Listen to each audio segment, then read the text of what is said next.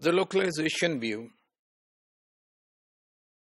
So, when we talk about Broca's areas or Wernicke's area, and we attribute production of speech and comprehension of speech to these areas and other areas that we like motor cortex and other. So what actually we do is we localize these areas that these are responsible for certain speech functions, right? So specific aspects of language ability can be accorded specific location in the brain. So how we produce speech, how we comprehend speech can be attributed or according to the certain areas in the brain. It has been used to suggest that the brain activity involved in hearing a word, then understanding it, then saying it would follow a definite pattern. So whenever we use a word, we listen to it, we understand it, and then we say it.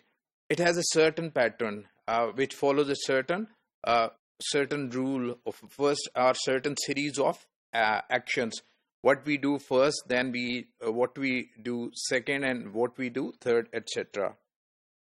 So the word is heard and comprehend via Wernicke's areas. Obviously, we have just said that it's in the back part of the brain, on the left hemisphere of the brain, and this is responsible for understanding. So when we listen to a word, we comprehend, and this part of the area is responsible for comprehending or understanding what we listen to.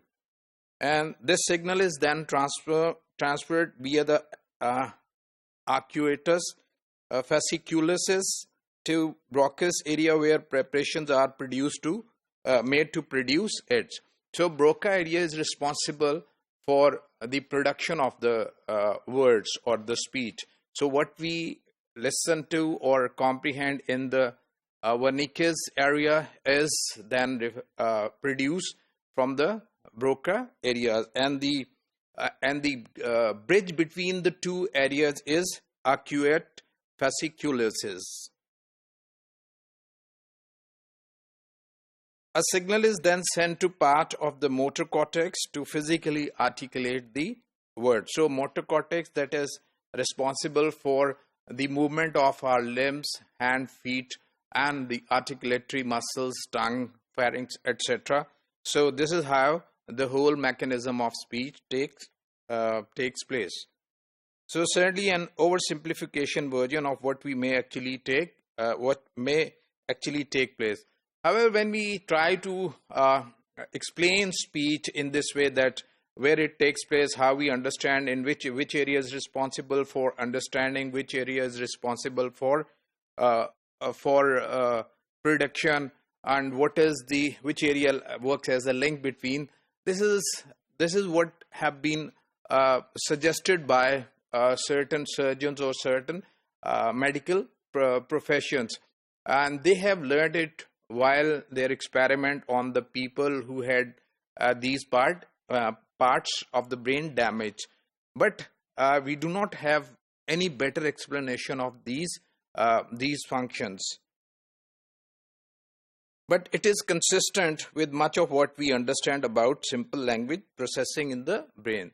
So this is how we can relate to what takes place actually in our brain.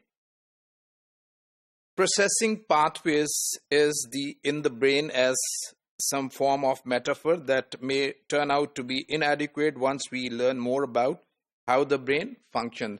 So what we have talked about, this processing pathway, the way speech is processed in our brain is just like a metaphor, right? As we do not have any better explanation for speech production and speech understanding or comprehension.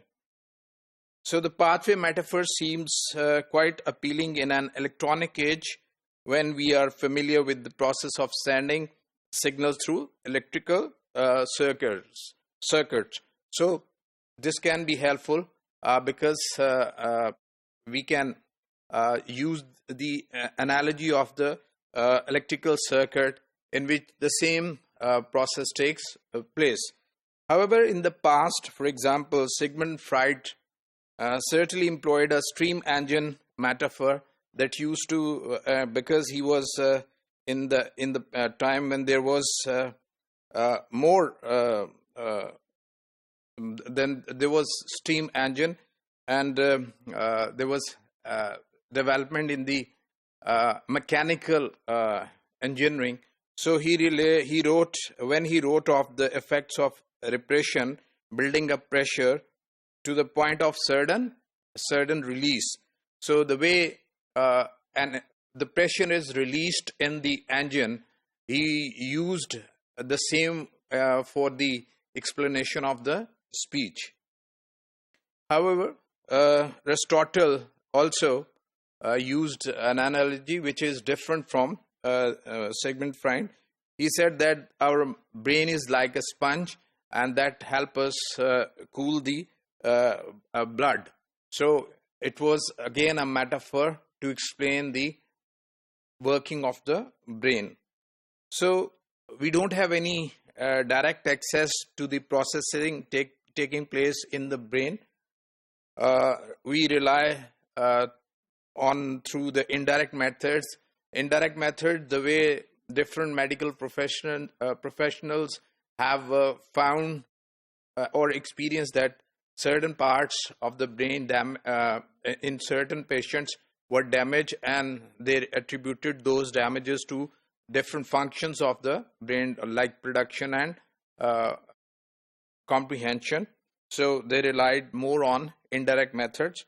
So most of these methods involve attempts to work out how the system is working from clues picked up when the system has problems or malfunctioning. So they are simply developed from this theory was developed from the clues from the patient who had problems with the production or with the comprehension of the speech.